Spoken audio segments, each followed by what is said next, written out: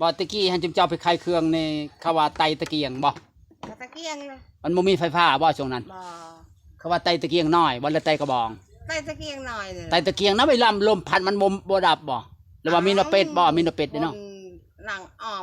มันก็ดับแล้วเนาะแต่ว่าคนมันนั่งอ้อมได้ตะเกียงจะกันสิว่าเจ้าตะเกียงน้อยบ่เจ้าตะเกียงน้อยบ่อ้อมตะเกียงบ่พรตะกี้นี่ผู้บ่าวตะกี้ดื้อบ่ได้บ่ดื้อเขาบ่จกบ่เจ๊กบ่เฮาก็เฮ็ดอะไรเขาสิจกยันว่าเขาขี้ดื้อยันมือลวงมันมืดตะกี้มันมืดแต่เขาบ่จกบ่แม่อีกได้ลำอีตานั่นมีแต่เก่าเนี่ยเจ้าอยู่เจ้ามันก็เก่ามันจกคาจกหยังบ่ว้ายงมมือเพิ่นบ่ได้เป็นพี่นายเนาะมักงม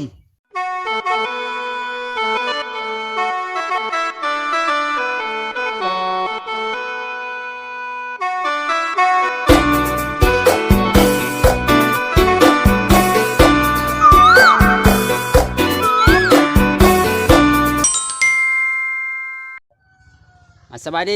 ไปสบายดี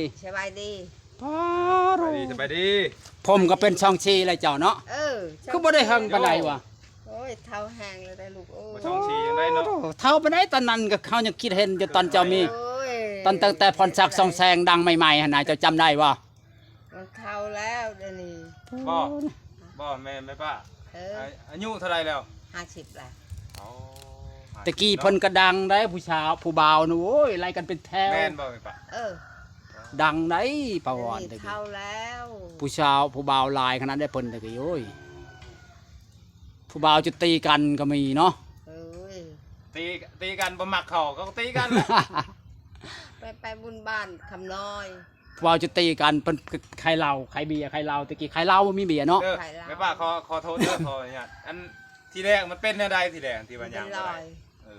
ตอนเป็นใหม่ๆนี้4-5 ปีนี่ว่ะตะกี้เพิ่นก็เป็นคนดีเนาะชักกระตบเป็นน้ำชักกระตบบ่ทั้งบ่สบายบ่ก่อนมันสิเป็นหรือมันเป็นเลยเจ็บหัวเข่าเลยชักอันนึงแล้วมันถึกเอ็นไปจังบ่จักเป็นได้จังชักกระตบมันเป็นหยังเจ็บในใช่ชักเจ็บหัวเข่าเจ็บหัวเข่าเลยชักกระตบแบบได้ชักกระตบเขาชักกระตบจักซั่นๆชักเลยดีบ่ตอนเขาชักใหม่ๆดีบ่ดีแล้วมันเป็นบัดนี้แล้วมันเป็นอีกต่อบ่ถึกเอ็นอย่างทุกอย่างเนาะถึกเส้นน้อยเฮาบ่ฮู้ยังชักเดือก็แม่นจะว่าชักเป็นนะครับก็ว่าชักถึกใช้เอ็นเส้นเลือดยันเลือดเอ็นตัวใดตัวหนึ่งเลือดมันยาหันน้ำมันในอื่นยันถึกน้ำมันฉันมันปลอมบ่มันบ่ถึกมันเสียเลยตะกี้ก็เป็นคนดีๆไปใครเบียร์ใครเหล้าผู้บ่าวจึงเป็นแถวเนาะตะกี้เจ้าเนาะแล้วคลองเขาบ่ได้ผ่านอยเนาะมาชักให้เฮาบ่ฮู้นี่ไม่เท่าบ้านลงมอนนะประชาบ่ปะบ่อนเขาว่าไปบุญบ้านได้ว่าผู้บ่าวหามเจ้าแม่นอีหลีบ่เขาบอกไปเขาบอกซื่อๆบ่ว่าผู้บ่าวแย่งกันหั่นได้นี่บุญคำน้อยนี่ว่าผู้บ่าวแย่งกันหั่นได้ผู้บ่าวทุกคนน่ะเขาบอกหาเขาว่าเพิ่นน่ะเชี่ยวเขาไล่ยิงกันเป็นอะไรจะไล่ยิงเอายังยิงเอาปืนแล้วผิดกันเรื่องเจ้านี่บ่ปอญาตินั่นเนาะญาติแล้วไปทันซะผู้นึงว่าผู้นึงว่าผู้ชายผู้นึงบ่ไปสิบ่แม่นเป็นอะไรเอาบ่ดอกเฮ็ดเชี่ยวเฮ็ดเชี่ยวแหละเชี่ยวเอ้ยเมืองบ้านคำเสกบ้านหนองบัวหายดอยพอลมเมืองมันหึนผู้ใดหึนน่ะผู้ใดผู้น่ะเชี่ยวชื่อมันบ่จักชื่อล่ะมาก็กลางบ้านไหนตรงยางพุ่นบ้านเชียงบานผู้นั้นลมอะไรล้มเฮ็ดเชี่ยวผู้นั้นหึงผู้นั้นว่าเป็นผู้บ่าวผู้สาวหายเฮ็ดจังได๋ท่านไม่เท่าเขาอาตานมาตายหันใครเขาก็จะถามลงไม่เท่าหันจำเพิ่นลงพี่หมอเป็นไดเขาย้านแล้วเนาะเสียงปืนมีฉะนั้นวันไวอยู่ยิงคมหัวบ่จึงเขาให้เขาห่องป่ามันเป็นนายทหารมันใจโมโหแล้วมันเป็นผู้บ่าวเจ้าบ่แล้วฮะเป็นเชี่ยวผู้เชี่ยวนั้นบ่ยิงปืนฮะบ่กองปัดหึงใช่ผู้บ่าวผู้นั้นหึงใช่บางเมืองเฮ็ดใส่หมู่นะว่าซั่นจะคู่ว่าซั่นจักเชี่ยวมักเชี่ยวบ่แม่นล่ะวะเขาก็บ่จักเลยบัดนี้เชี่ยวมักเชี่ยวแล้วจังยิงปืนความหัวเนาะบุญมีลำเรื่องเด้บุญ บนเป็นลำเลียงซ้ เออมีบุญมีจำชีค่ะ ำ เอาไปบอก ผิดดุเนาะมันธรรมดา เนี่ย บ่ตะกี้ อาหารเมื่อเลยยังเอา บ่ตะกี้หันจุมเจ้าไปขายเครื่องในเขาว่าไตตะเกียงบ่ ตะเกียงเลย มันบ่มีไฟฟ้าบ่ช่วงนั้น บ่ เขาว่าไตตะเกียงน้อยบ่ละไตกระบอง ใต้ตะเกียงหน่อยเลย ไตตะเกียงนะไปลมพัดมันบ่ดับบ่หรือว่ามีนเป็ดบ่มีนเป็ดเนาะ หนังอ้อม อี ตัวห มันก็ดับแล้วเนาะแต่ว่าคนมันนั่งอ้อมได้ นั่ ตะ ง เกียง อ้อมเนาะ จักจัน ตะเกียง ที่ว่าเจ้าตะเกียงน้อยบ่ เจ้าตะเกียงน้อยบ่ อ้อมตะเกียง บ่พ่อตะกี้นี่ผู้บ่าวตะกี้ดื้อบ่ บ่ได้ บ่ดื้อเขาบ่จกบ่เจ๊กบ่ เอาเฮาก็เห็นแล้วจะเขาสิจบ ยันว่าเขาขี้ดื้อยันมือหลวงมันมืด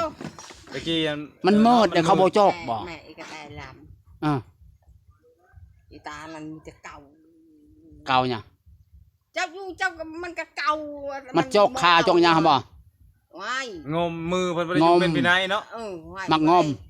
ชอนึงบัดนี่นะ คนมึนว่าซั่นซะ คนดื้อ คนดื้อบ้านเฮาก็ได้ มันดื้อเนาะ เชี่ยวลงมานี่ลงมานี่ อืม ลงมานั่งนี่คนสิไปถ่ายว้ายคนสิว่าแลนไปเพิ่นก็ทั้งไห้ทั้งห้องน่ะว่ามึงหลับเด้อ โดย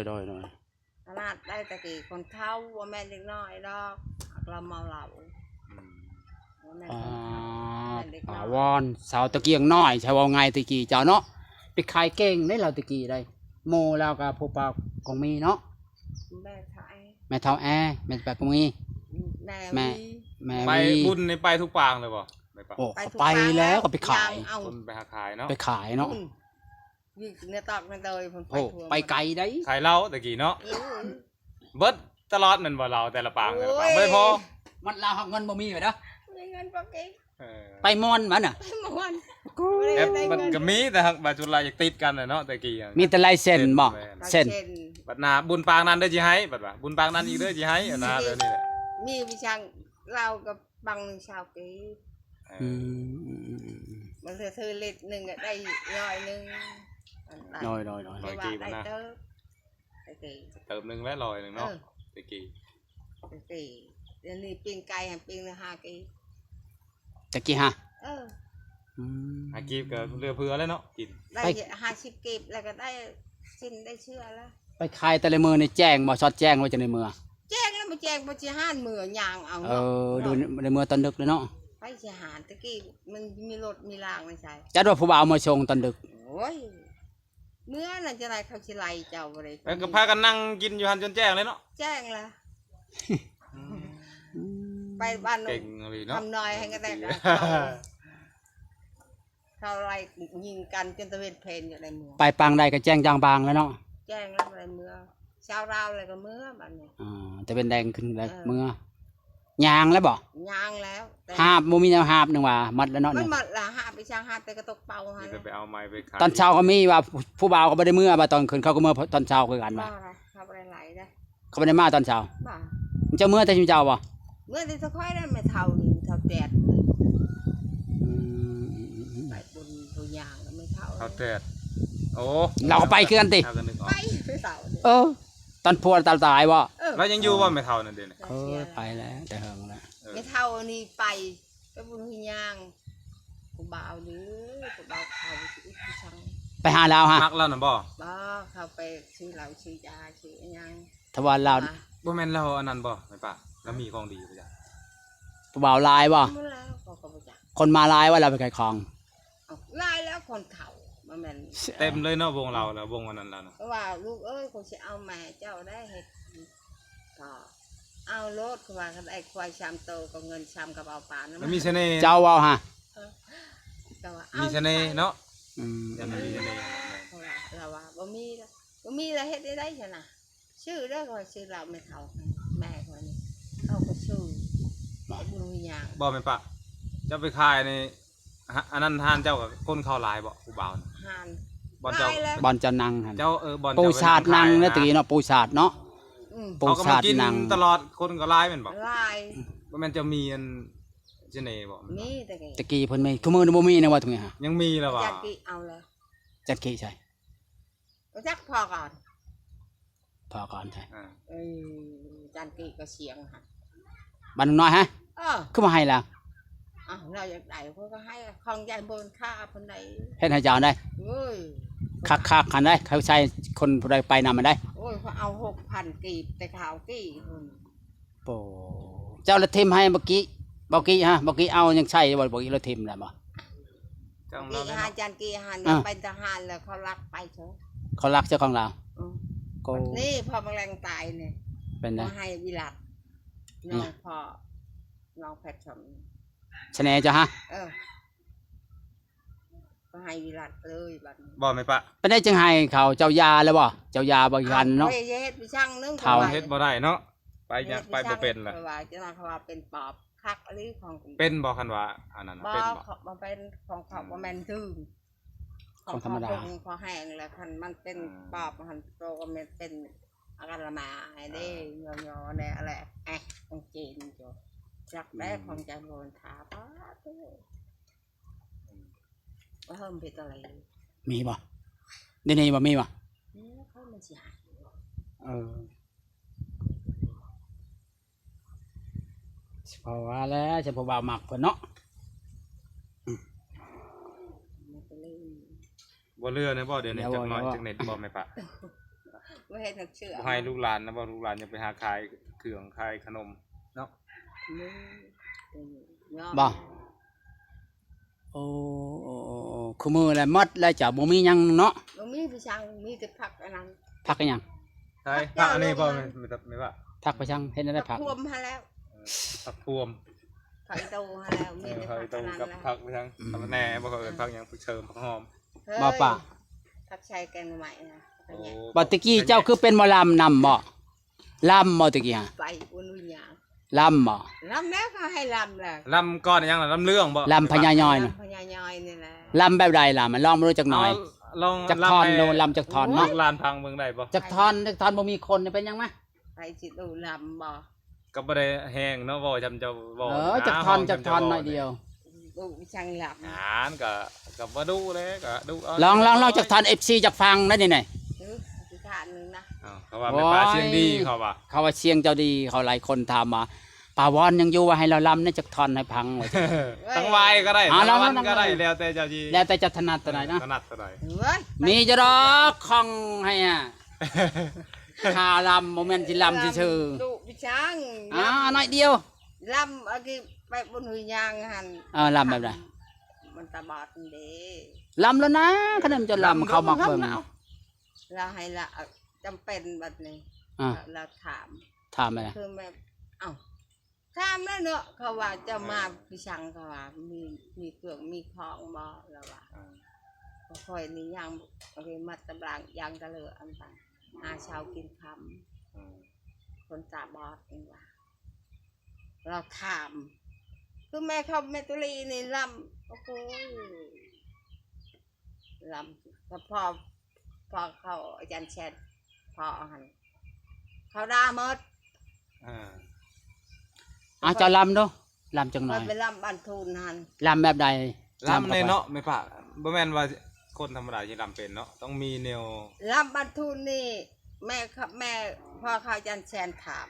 ถามมันนะ สร้างว่างามกระดัดเด้ก็ว่าจะเห็นโฮงแม่น้องรอพ่อแม่น้องปั่นคืนนั้นบ่ได้นอน อ่ะ ก็ว่า มาแต่บ้านหนึ่งชื่อเจ็กมีจักใบหนึ่งชื่อไทยมีจักการหนึ่งชื่อผู้บ้านตะแชงเดินแล้วว่าคอยหยาง อ้าว เขาถาม แต่เจ้าจิวาจังใดบ่เนี่ยเขาถาม เขาดิ้นไข่เขาว่าเอายังมาแก้เขาว่าเขาดิ้นออกมาใหม่ยาแก้แม่นหยัง อ้าว เขาก็ตอบนะบ่ ตอบไม่ได้เจ้าตอบเป็น เขาดิ้นไข่เอาตะเวนตุ้มหอมเขาดิ้นออกมาใหม่ยาแก้แม่นทน อ่า นี่จ้ะ ชนะอัน เพราะว่าชื่อเจ็กมีจักใบเขาก็บ้าข้างชื่อเจ็กมีสองใบหนึ่งชื่อไทยมีสองการหนึ่งชื่อผู้บ้านตะแชงเดินแล้วจะคอยหยาง เขามี2ใบชื่อเจกมี2ใบแบบใดบ่เด้ออธิบายเนาะอธิบาย ก็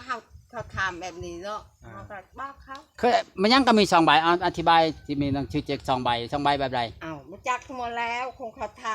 ำเรื่องตำเรื่องเข้าแล้วบอก นึกว่าอธิบายเป็น ยันว่าเฉลยได้หั่นนะ ยังไม่เฉลยตอบได้อันเจก2ใบแบบใดเนาะ เขาทำมาลีรอได้พอจันแชนได้แม่นเขาชีวิตไปลำคือเขาเนี่ยโอ้ย ลำดูจักทอนอย่างไรเดียวเนี่ยอีกจักน้อยเดียวให้ลำดูจักทอนเจ้าน้อยเดียวไหม ทั้งลาวแบบนี้บ่เจ๊ก2ใบ มีราคาลำมีราคาล ให้ล ลำรถนะบ่มีคนนี่รถ ลำจะได้ แบบใดก็ลำรถเขาจะฟังเจ้าเชียงให้ปาวอนลำให้ฟังหน่อยเด้อปาวอน ให้ ยัง ให้ลำ FC เฮานี่แหละ FC เจ้า ปู นี่แหละ มาปูเขาเบิ่ง เขาเบิ่งคลิปเจ้านี่แหละ เขาเบิ่งคลิปเจ้า เขาว่าปาวอนล จังก็จังอันมาเลย ำนะลองรถนะ อ้าวก็ยาเลยแห้งหัว ให้เข้ากระปังบ่เข้ากระปังเนาะให้ละลำแล้วเคาะ มีคนหัวแห้งคักเลย โอ้ย ไป ที่คอ ไป ให้เนี่ยเอา ตึกตักตึกตัก ดนตรีจะขึ้นเลย ไปดนตรีจะ นี่ ขึ้น นี่ มาก็ลงแหละเห็นบ่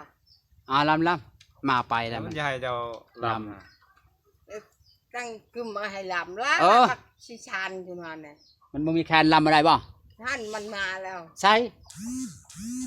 มา มาแล้วเพื่อนมันตะเลย เดี๋ยวนี้ได้ เออ เอาแล้วเอาเชียงแคน ำ นี่จบคลิปอ่ะมาเลยบ่ เออ เอาเชียงแคนไว้ลงใช้คลิปคักกันอย่างนี้อ๋อ มาเด้อไปอัน แสดงว่าเจ้าบ่ลำบ่มื้อนี้ ลำแล้วคันมีแขนเขาสิลำให้อยู่หรอก คันมีแคนสิล มีแคนในจีรัมเนาะ ไว้ ำแล้วสิมาเป่าบ่ มีแคนมันความพญามันก็บูดได้เนาะไม่ป่าเนาะ ดิบๆค่อยสิเป็นลำ เพราะยันมาตีนั่นตีนี่มันก็ลำเลยมันเข้ากันนะ โดยวันนี้ก็บ่มีหยังถามเป่าหวานจบคลิปจะนี่บ่เด้อบ๊ายบาย บายบายบายบาย สบายดีเด้อไม่ป่าเด้อ